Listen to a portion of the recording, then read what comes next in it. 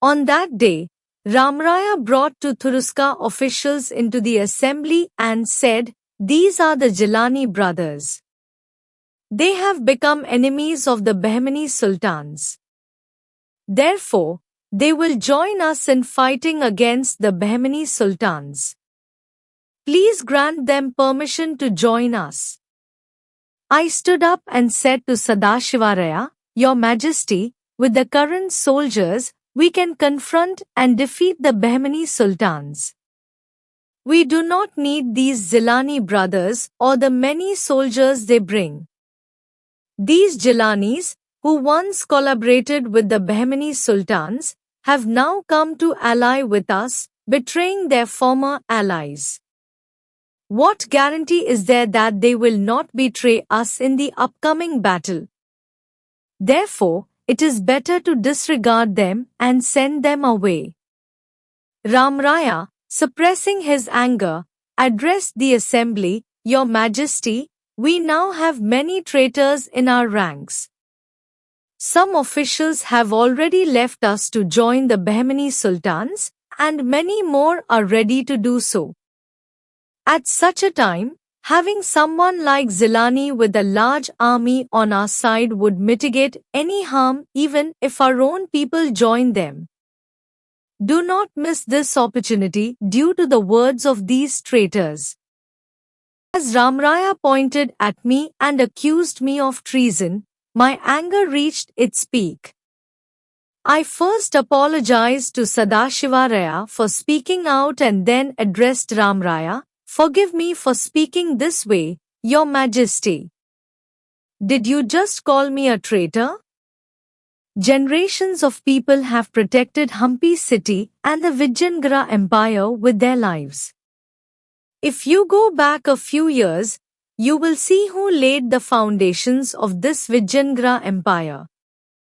Yet, the reason why our military officers are abandoning the kingdom and joining the enemy side is you and your devious mind, isn't it? The conspiracies you create to gain power have forced them to join the Bahmani sultans out of fear. Who is causing harm to the kingdom, me or you, the traitor?"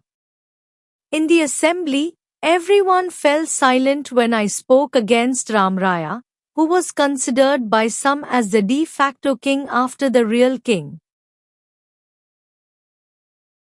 After a moment, Ramraya regained his composure and, angrily approaching me, said, "You, a mere small commander in the army, dare to call me a traitor?" Although he felt like hitting me, he refrained from doing so, knowing that a single blow from me could easily kill him.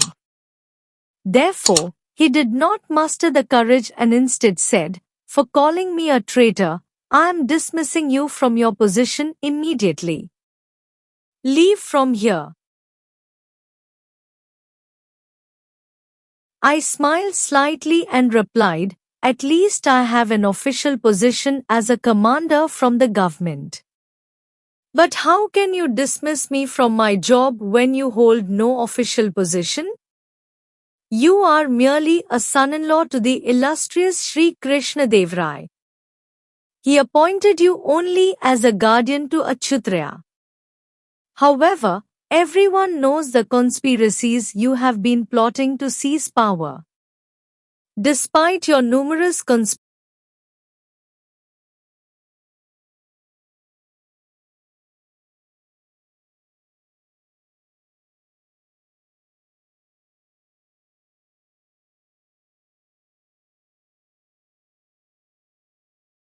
conspiracies, the kingdom has ignored you. I left you alone due to a single reason, that involving the army in politics is not wise.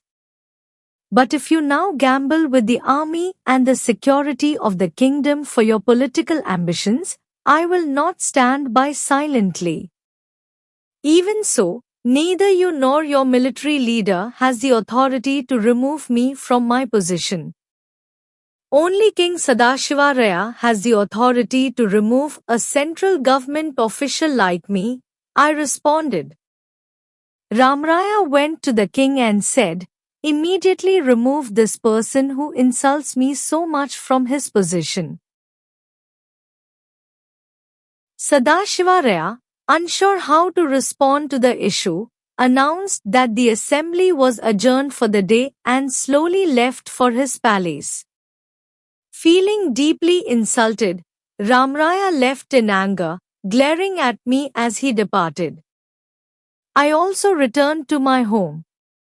Shortly after I arrived, some nobles and military officers came to my house and said, "What is this?" The king himself lacks the courage to confront Ramraya. Today, you confronted Ramraya and exposed his conspiracies in the assembly. We felt like applauding you. But we did not do so out of fear of Ramraya. We have come to express our admiration for your courage. Be careful from now on. Ramraya is very angry with you and might try to harm you. Be cautious. I thanked them for coming all the way to warn me out of concern, and then called for Munisha. My wife came out from inside and asked, "What's the matter?" "Please bring some buttermilk for our guests," I said. "Certainly," she replied and went inside. One of the visitors asked, "I assume you are married to someone of a different religion." I replied, "Yes, 8 years ago, when I went to Raichur for wrestling and combat competitions, I fell in love with Munisha, the daughter of an Amir, and married her. Our parents were not pleased, so they kept us at a distance for a while. However, since the birth of our child, they have resumed contact with us. Now that I have a position in the army, we all live together harmoniously," I said as Munisha brought out the buttermilk for everyone. After everyone drank the buttermilk and reiterated their warnings to stay cautious, they left. Thus, Ramraya, enraged by the humiliation he faced in the assembly, waited for a good opportunity to take revenge. He said to himself, "No one has ever dared to confront me like this. How can a mere small commander like Hekchamanayaka humiliate me so? So, I will first strip him of his position and then, by framing him in some crime, ensure he spends his entire life in prison. Only then will my honor be restored. I will wait for a suitable opportunity to act." The opportunity soon arose. As preparations for the war between the Vijayanagara Empire and the Bahmani Sultans were advancing rapidly, news came from my father-in-law, the Amir in Raichur, requesting a discussion. Although Raichur was under Vijayanagara control, it often had disputes with the sultans. After many years, receiving news from my father-in-law made Munisha very excited, and she insisted we go to Raichur. I felt it was better not to ask the king for permission at such a time and left without his consent. This was my mistake. Upon arriving, my father-in-law first showed extreme affection. Believing it was genuine, Munisha was very happy. As soon as we arrived there, my father-in-law initially showed immense affection.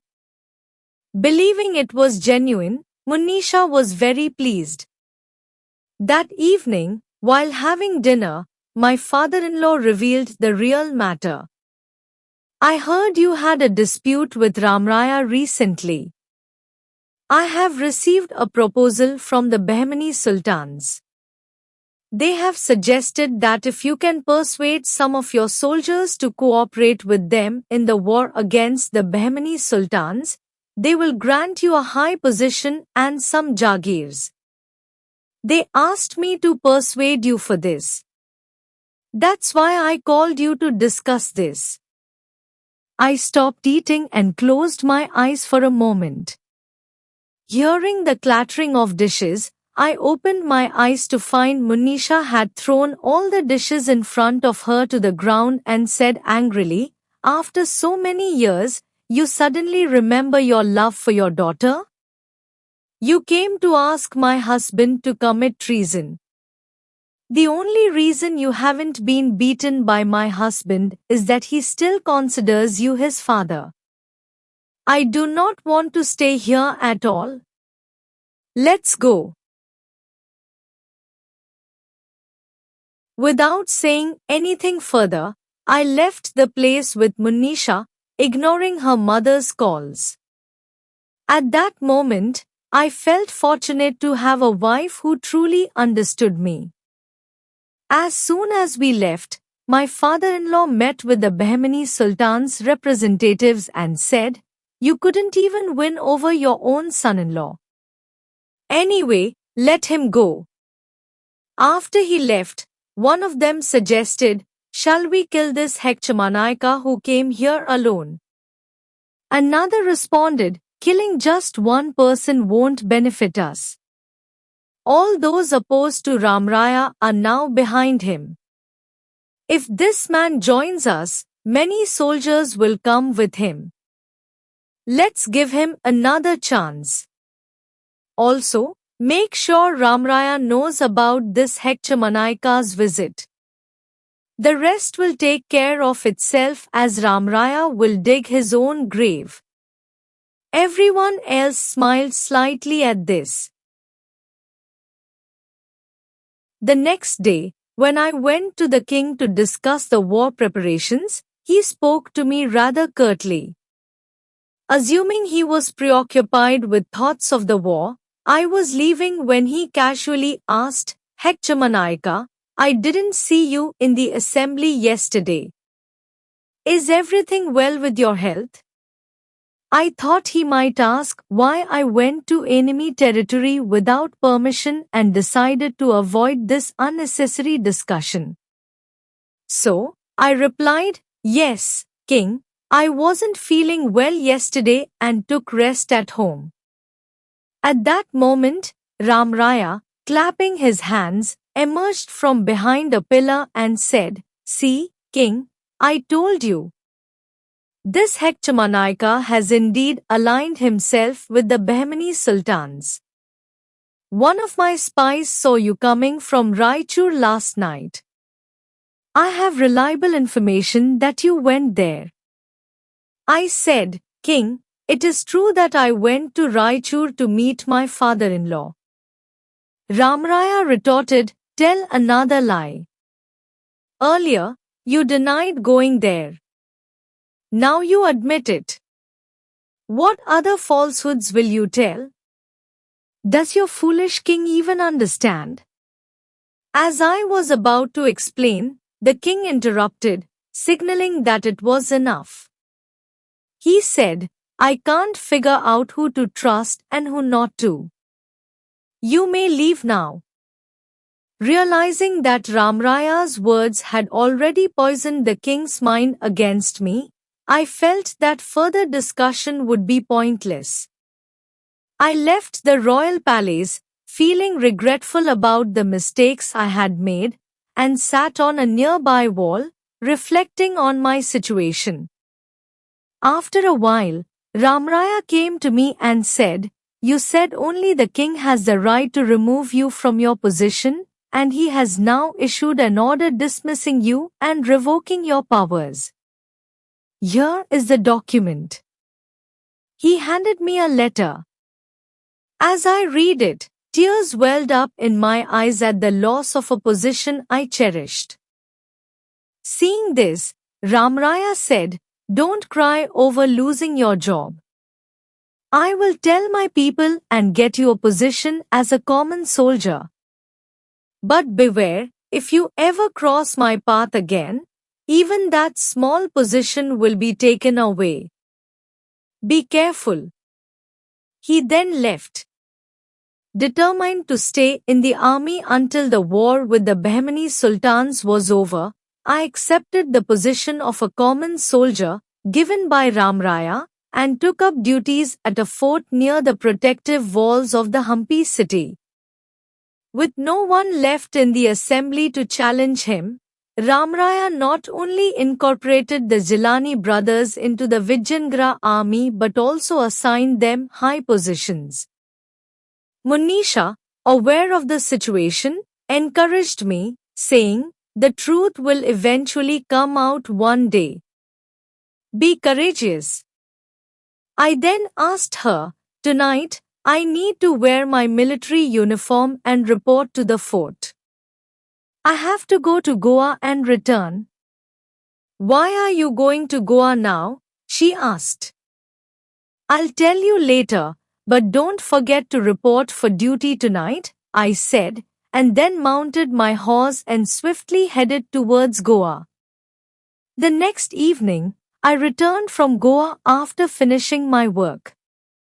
A couple of days later, the Vijayanagara army set out to confront the Bahmani Sultan's forces in the Rakkasagi region on the banks of the Krishna river. We had all arrived here.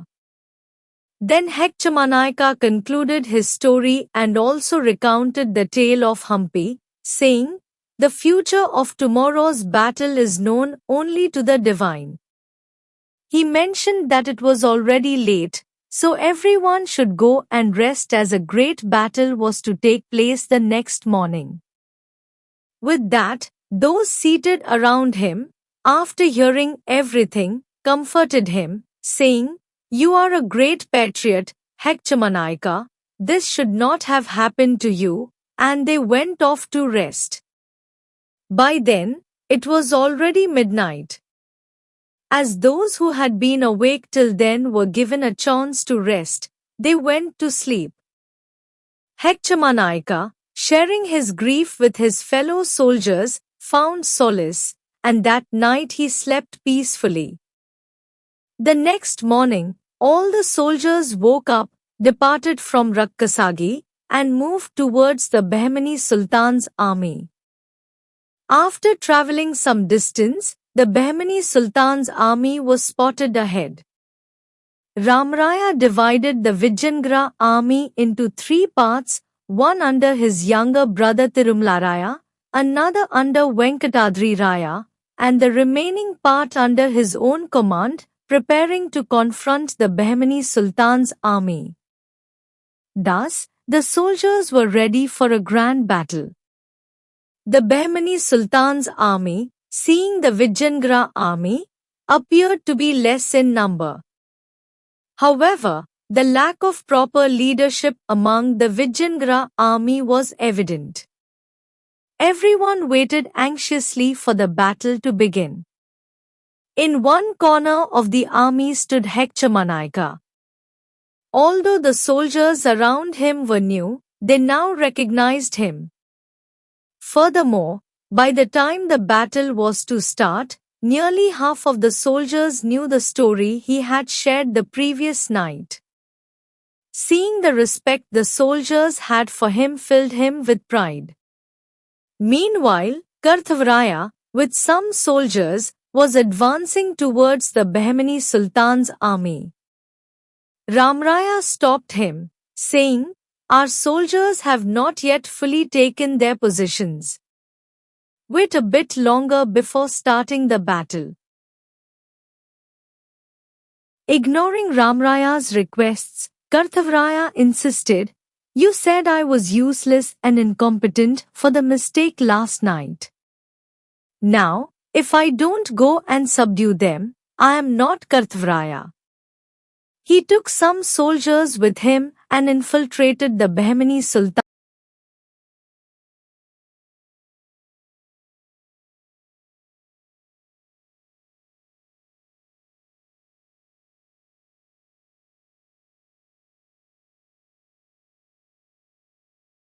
Bahmani Sultan's army. Once they entered the enemy camp, they formed a wall with their shields, making it unclear to the Vijayanagara soldiers what was happening inside. What Karthavaraya did or negotiated with them is unknown, but shortly after, he and about 100 soldiers were captured and brought forward, seated on their knees in the front row, and all of them were simultaneously beheaded. Seeing this, the Vijayanagra soldiers were stunned. Some felt sorrowful for Karthavaraya's unnecessary death. The Vijayanagra army lost its commander before the battle even began. Without a commander, continuing the battle was impossible. Ramraya instructed Sadashiva Raya to appoint another person as the army commander. Sadashiva Raya, after a moment of silent contemplation, said, "He is not the commander. Find Hekchamanayaka wherever he is in our army and bring him here." The news that the king was calling for Hekchamanayaka spread rapidly through the army. Hearing this, Hekchamanayaka, who was somewhere, ran and soon stood before the king. Sadashiva Raya took Hekchamanayaka to him and asked, "Even though you were dismissed, why did you stay here as a common soldier despite having the opportunity to receive a good position if you had allied with the Bahmani sultans?" To this, Hekchamanayaka replied, "If I had joined this position just for the sake of power, I would have long since joined the sultan's army. King, I joined this position out of love for my country.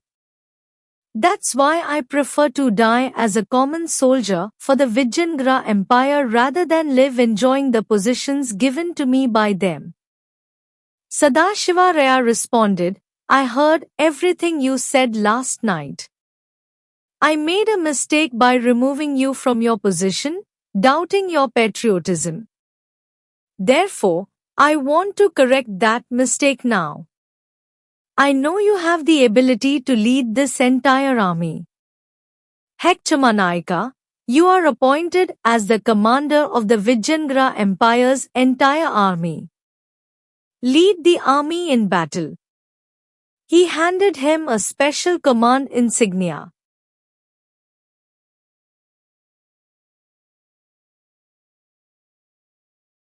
Upon receiving it, Hekchamanayaka felt immense joy, pride in proving his integrity, and a sense of accomplishment. Clenching his fists in the air and showing the insignia to his soldiers, he mounted a large elephant beside the king and raised the insignia high for everyone to see. Instantly, it became known to everyone that Hekchamanayaka was the new commander. All the soldiers, cheering loudly with happiness, pledged their support to Hekchamanayaka. Seeing this, Ramraya reluctantly returned to his part of the army. Hekchamanayaka, signaling for silence, made a gesture to calm the cheering soldiers. In moments, the once boisterous soldiers fell silent, ready to listen to what Hekchamanayaka had to say. Hekchamanayaka looked at all the soldiers and said, "Muhammad bin Tughlaq attacked Orugallu and captured not only the king Prataparudra but also two officials guarding his treasury. They were taken to Delhi, and with this humiliation, Prataparudra threw himself into the Narmada river and sacrificed his life." While the Tughlaq army continued their journey, a great storm hit them. Fearing the storm, all the soldiers ran to seek refuge in nearby rocks to save their lives. However, the two treasury officials remained calm without any fear. Observing their bravery, Tughlaq approached them and asked if they were not afraid of the storm. One of them replied that they were like a storm themselves and had no reason to fear it. Impressed by their courage, Tughlaq, after the storm passed, converted them to Islam and enlisted them in his army. These two brothers, Hakkanna and Bukkanna, later became Hakkanna Harihara Raya and Bukkanna Bukkara Raya, and established this vast Vijayanagra Empire. Therefore, soldiers, those who face the storm of difficulties without fear are the true victors. Now, before us is the storm of the Bahmani Sultan's army. Will you be afraid of this storm, or shall we show them our might as a storm ourselves? The soldiers shouted various responses, though amidst the uproar, the exact words were unclear. However, all the soldiers, excited and motivated, readied themselves for battle. Seeing Hekchamanayaka dismount from the elephant, Sadashiva Raya advised, continue the battle from atop the elephant. Hekchamanayaka replied, no, king, I need to move swiftly in this battle. I need my horse. The king then asked, where is your horse now? Upon hearing this, Hekchamanayaka called out loudly, Baswa. At this call, a horse from the rear ranks of the cavalry, lifting its front legs into the air and rearing up, came galloping toward him, even as a soldier who had been riding it fell off. Seeing the fallen soldier, the other soldiers laughed heartily. As soon as his horse arrived, Hekchamanayaka donned his headgear, mounted the horse, and instructed the soldiers to sound the battle drums, signaling them to prepare for battle. Hekchamanayaka then called a trusted officer and said, always stay close to Ramraya during this battle. I have doubts about the Zilani brothers. They might try to kill Ramraya. It is your responsibility to protect him. The officer responded, if he dies, the poverty from which the Vijayanagara Empire was born will be removed. Why should we protect him now if he is destined to die? Half of the officials in the current army are under his command. If anything happens to him, there is a risk that these military officers might join forces with the Bahmani sultans, which could change the course of the war. Therefore, it is necessary to protect Ramraya. After the battle, if needed, we can take the required actions against him. But until this battle is over, he must be protected, Hekchamanayaka said. Understanding the situation, the officer replied, yes, my lord, and went to join Ramraya's section of the army.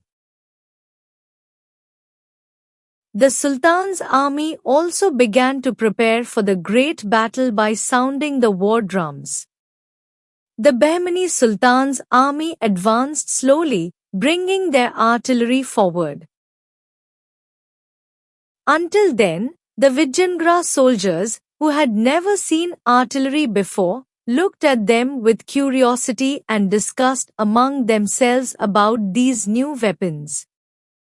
As the artillery was being prepared, Hekchamanayaka, aware of the damage that would occur if they were fired, took an arrow, attached a burning fuse to it, and launched it towards the Bahmani Sultan's army.